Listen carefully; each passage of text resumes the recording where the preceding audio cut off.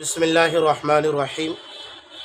عزیز طلباء، آج کی تمرین میں سوال یہ ہے کہ ایک صاحب ہے جناب عبدالغفار صاحب کٹھیار سے۔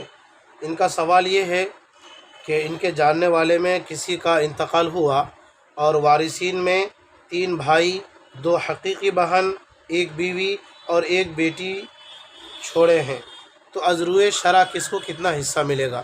تو اسی سوال کو میں نے بالکل مختصر کر کے یہ اس طرح سے لکھا کہ وارثین میں بیوی، بیٹی، 3 بھائی، 2 بہن۔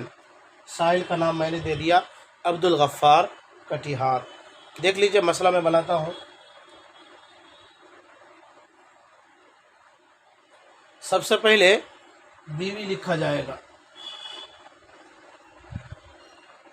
اس کے بعد ہم لکھتے ہیں بیٹی، 1 بیٹی ہے، اس کے بعد لکھتے ہیں ہم 3 بھائی،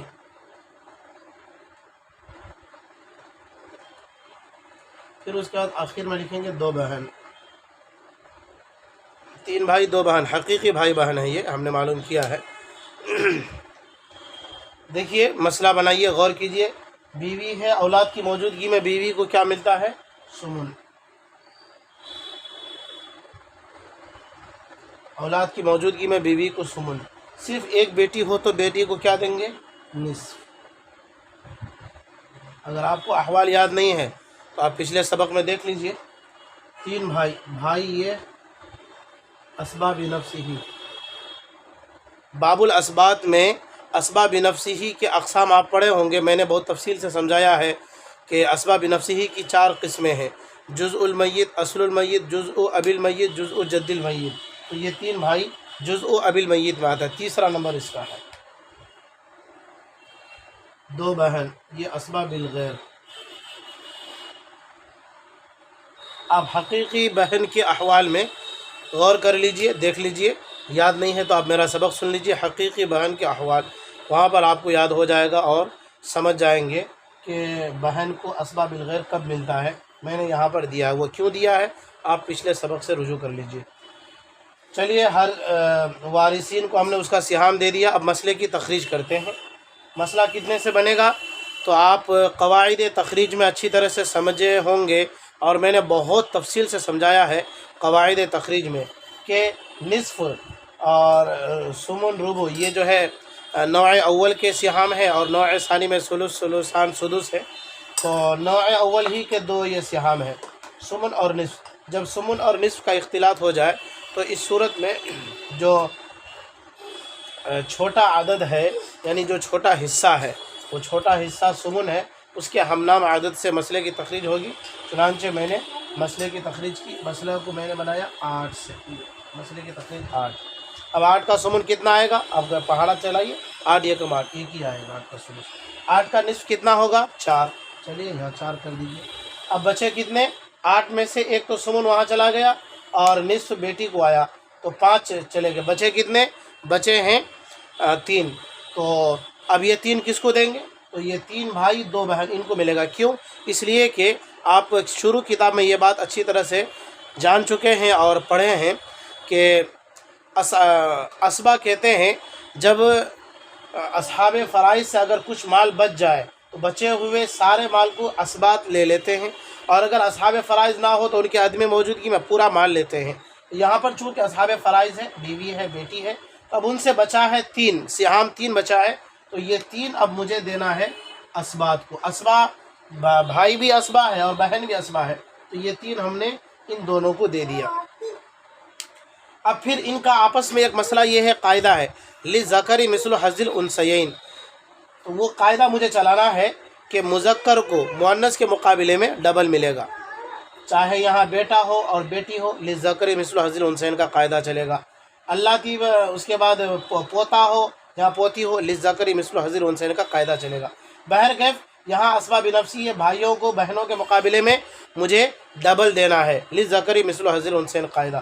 اب اس ڈبل دینے کے لیے مجھے ایک عمل کرنا پڑے گا۔ وہ عمل کیا کہ یہ 3 بھائی ہیں نا، تو ان 3 بھائیوں کو ڈبل دینا ہے نا، تو اس 3 کو فرض کر لیجئے کہ یہ 6 بھائی ہیں، تو یہ 6 اور یہ 2 8، تو گویا کہ کل یہاں پر عدد رؤوس گویا کہ 8 ہے۔ حقیقت میں 8 نہیں ہے، حقیقت میں تو 3 اور 2 5 ہی ہیں، لیکن بھائیوں کو بہنوں کے بالمقابل ڈبل ملنا ہے، تو اس لیے ہم نے 3 کو 6 مان لیا۔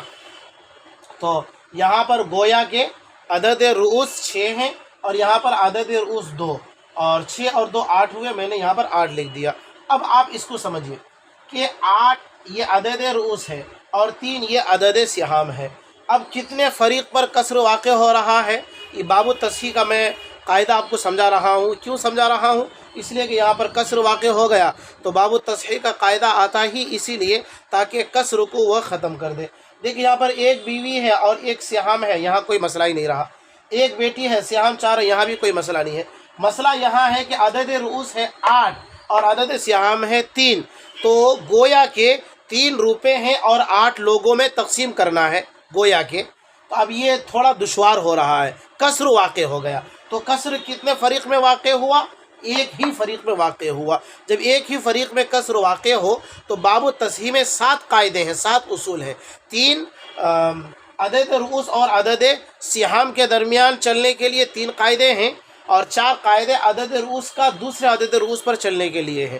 جب ایک ہی فریق پر کسر واقع ہو تو شروع کے وہ 3 قاعدے چلتے ہیں۔ اب یہاں پر دیکھ لیجئے، یہ عدد رؤوس اور عدد سہام دونوں میں کون سی نسبت ہے؟ یعنی تباین کی نسبت ہے، تداخل کی نسبت ہے، تماثل کی نسبت ہے، توافق کی نسبت ہے۔ کون سی نسبت ہے؟ آپ غور کیجئے تو آپ کو معلوم ہوگا کہ دونوں میں تباین کی نسبت ہے۔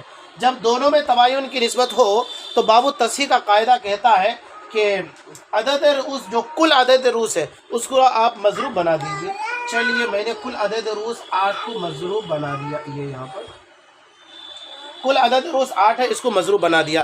میرے استاد حضرت مولانا مفتی شاہد علی صاحب یہ ہمیشہ فرمایا کرتے تھے کہ جب آپ نے مضروب نکال دیا تو مضروب کا صرف 2 ہی کم۔ نمبر 1 اصل مسئلے میں ضرب دیجئے۔ چلیے میں نے یہاں پر 8 کو اصل مسئلے میں ضرب دے دیا۔ 8 8 کتنا ہوتا ہے؟ آپ پہاڑا چلائیے، 8 کم 8، 8 دونی 16، 8 یا 24، 8 چوک 32، اس طرح پہاڑا چلائیں گے تو 8 8 ہو جائے گا آپ کا یہ 64۔ تو مضروب کا ایک کام ہوا کہ اصل مسئلے میں آپ نے ضرب دیا۔ مضروب کا دوسرا کام ہے تمام وارثین کے سہام میں ضرب دیجئے۔ چلیے دوسرا کام بھی کام کر دیتے ہیں۔ 8 یہ کم 8، 8 چوک 8 کم 8 دونی 16، 8 24، 8 چوک 32، ٹھیک، اور 8 تیا 8 کم 8 8 دونی 16، 8 تیا 24۔ اب ایک بار ملا لیجئے تو مسئلہ صحیح بنا کہ غلط بنا، کہ دیکھیں یہاں پر 8 ہے، 8 اور 2 کتنے ہوئے؟ 10۔ 2 اور 4 کتنے ہوئے؟ نہیں، 8 اور 2 10، 10 اور 4 14، 14 کا 4 ہاتھ میرا 1، 1 اور 3 بولیے، 1 اور 3 4، 4 اور یہ کتنا 2، 4 اور 2 6، یہ 6 برابر۔ جی ہاں، مسئلہ بالکل برابر ہے۔ تو یہ مسئلہ بن گیا۔ تو اب ایک چیز اور رہ گیا ہے، ایک چیز باقی ہے، اس کو ہم کر لیتے ہیں۔ یہاں پر یہ لوگ 8 ہے نا، تو 8 کم 8 8 دو 16، 8 یا 24۔ اب یہ مسئلہ نکلا، اس کو ہم گھیر دیتے ہیں تاکہ کسی کے ساتھ غلط ملط نہ ہو جائے۔ یہ جو 3 دیکھ رہے ہیں یہ ہر وارث کا، یعنی یہاں پر جو 3 بھائی اور 2 بہن ان کا حصہ ہوا۔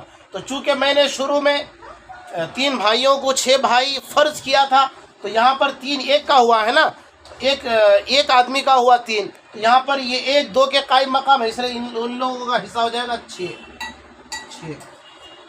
6۔ 3 بھائی کا 6 6 کر کے ہوا، اور یہاں 2 بہنوں کا 3 3، چونکہ ان لوگوں کو سنگل ہی دینا ہے 3 3۔ ایک بار دیکھیے تو 6 6 6 6 کم 6 6 دونی 12، 6 تیا 18، 18 اور یہاں پر 6 24، بالکل برابر ہے۔ تو اب آپ دیکھ لیجئے کہ للذکر مثل حظ الانثیین جو قاعدہ ہے، اس قاعدے کی بنیاد پر آپ دیکھیں یہاں پر یہ جو 6 ہے بھائیوں کو ڈبل ملنا چاہیے، یہ دیکھیں 6 6 6 6 ڈبل ملا ہے، اور بہنوں کو بھائی کے مقابلے میں آدھا ہونا چاہیے، نصف ہونا چاہیے۔ دیکھ لیجئے ان کو 6 6 کر کے مل رہا اور ان لوگوں کو 3 3 کر کے مل رہا۔ تو یہ جو ابھی آپ کے سامنے مسئلہ بالکل منقع ہو کر کے سامنے آیا، بالکل صاف ہو کر کے سامنے آیا، وہ کب آیا؟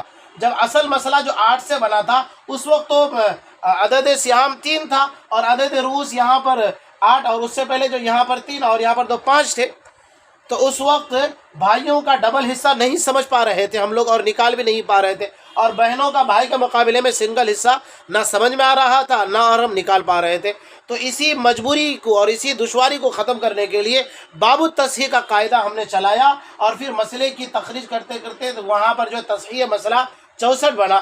اب 64 سے 6 کر کے 3 کر کے یہ ساروں کا حصہ بن گیا۔ بہرکیف دوستو یہاں پر مسئلہ مکمل ہو گیا ہے۔ اب یہاں پر یہ سمجھ لیجئے کہ سائل عبد الغفار کا جو سوال ہے، اب اس کو جواب ہم کیسے دیں گے؟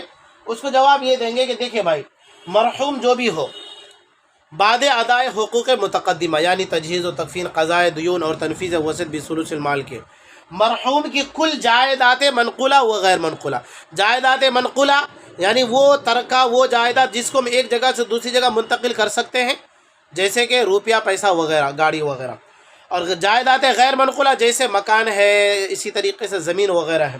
تو کل جائیداد منقولہ و غیر منقولہ 64 حصوں پر تقسیم کر کے 8 حصے بیوی کو اس کا ثمن مل جائے گا،